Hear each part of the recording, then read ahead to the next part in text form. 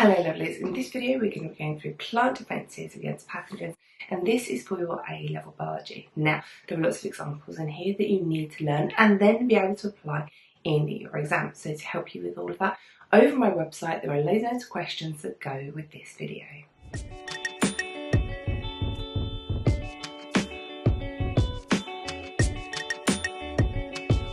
Plant defences against pathogens. So plants have some passive defences that are present before infection to try and prevent the entry of the pathogens. Some of these are physical defences. So one of these is bark. It contains chemical defences as well, but it's also just simply tough, strong, really thick, hard to get through, hard to digest. So it creates this really kind of thick, strong physical barrier to try and prevent pathogens from getting inside the tree. Leaves having this waxy cuticle, we know that this makes them waterproof, so it prevents water from collecting on the leaves. And some pathogens need moist environments or they spread through water, so it kind of tries to prevent that from happening. So if there's no water sitting on the plant, then the pathogens can't thrive and grow on there. So the stomata also act as a physical defence. So the stomata can close when the plant detects a pathogen. So if the plant detects that there's a pathogen, or there might be some chance that a pathogen has started infecting some cells, then the guard cells will shut, and that tries to prevent pathogens from entering. And we said obviously fungal spores are an airborne way of a plant being infected by a fungus, and they can get through the stomata. So this is to help try and prevent that. So cells can also have physical defences.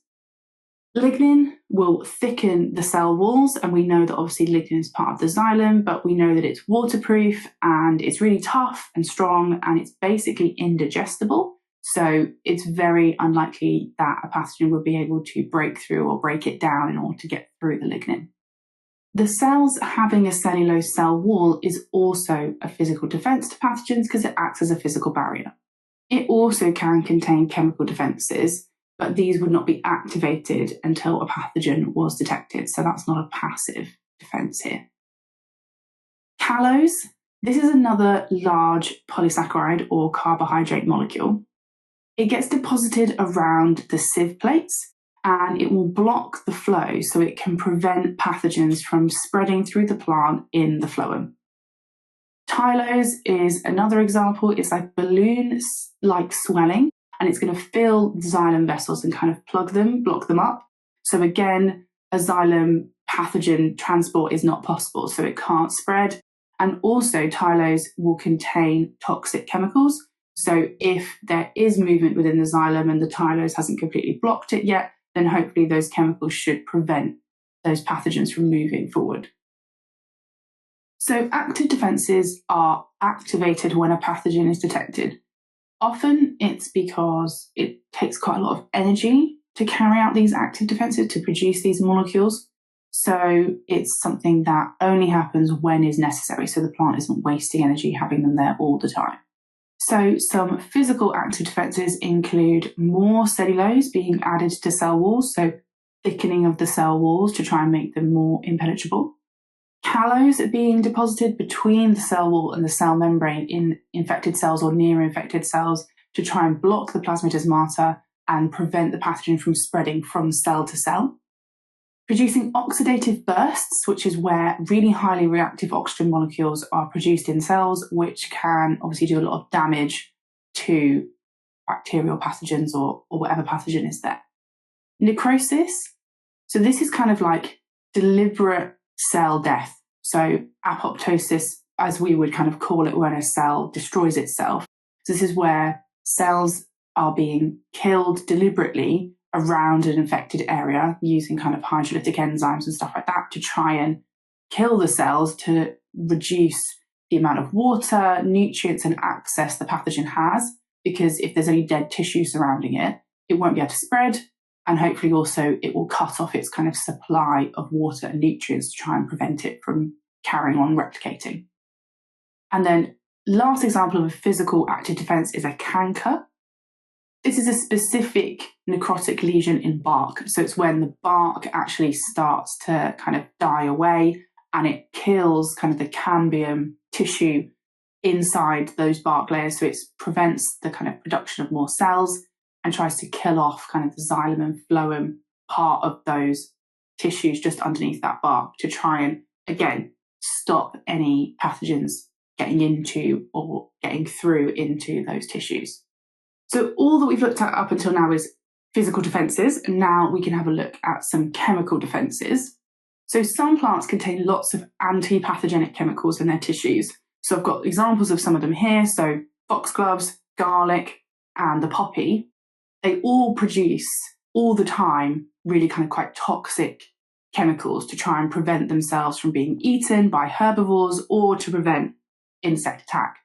And so sometimes they just have these, and then sometimes they will only produce these in response to a pathogen actually attacking them. So these can be sort of passive defenses or active defenses depending on the plant. So sometimes they will only produce them when they're attacking them, or if they already have them in their cells and tissues, they'll increase the production of these chemicals when they know they're being attacked by a pathogen. So obviously garlic we should know is antimicrobial, antibacterial properties. Poppies produce some of the chemicals we use for drugs. So they are codeine, morphine, things like that. And then the foxglove produces a toxic chemical that we now extract and use as digitalis as part of heart drugs. But it actually, obviously, because it affects heart rate, it can obviously have negative effects on organisms that eat it. So one group of chemicals that are antipathogenic are terpenoids. So these, for example, include things like menthol. So they have antifungal and antibacterial properties, and they tend to be essential oils. So they're what give the aroma or the smell or the taste of a lot of plants. And so menthol, for example, obviously comes from that mint smell you can have. And obviously it's helpful to the plant, because it's antifungal and antibacterial, but some of these are useful for us as well, as essential oils. So that's the kind of category of terpenoids. Phenols, so for example, tannins, which are often present in bark, these also have antifungal, antibacterial properties. They can also inhibit insect attack by blocking their enzyme function. So they actually prevent some of the enzymes, especially digestive enzymes, working in the insect.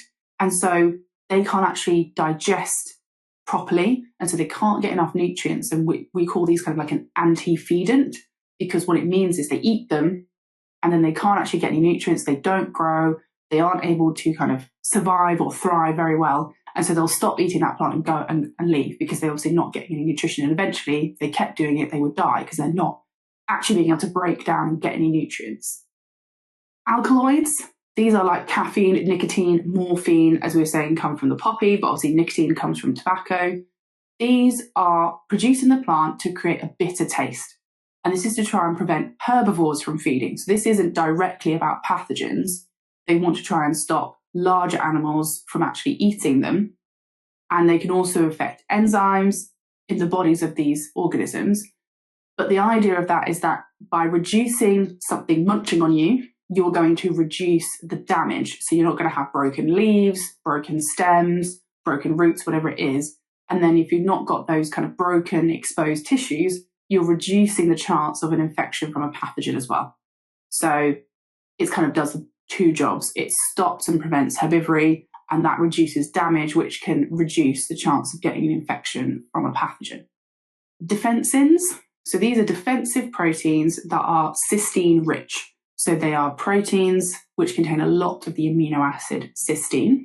They are antimicrobial, and what they do is they affect the plasma membrane of pathogens. So they might affect things like membrane transport or how the cell membrane actually functions, which can obviously prevent the pathogen from thriving, growing, being able to exchange substances with its environment. Hydrolytic enzymes, these are found and produced in the spaces between cells. This makes sense because obviously you don't want any really powerful enzymes that could break down proteins and molecules inside your cells, so they're made outside. So chitinases is an example. These are obviously the enzyme that breaks down chitin, which is the cell wall component of fungus. Glucanases, which can break down glucans, which are present in the cell walls of some bacteria. And then lysozymes, which we know can break down the cell wall and the cell membrane of bacterial cells. Lysozymes are what are present in lysosomes, which are often in vesicles inside the cell. which can be used to break down anything that gets engulfed into the cell. Ouch!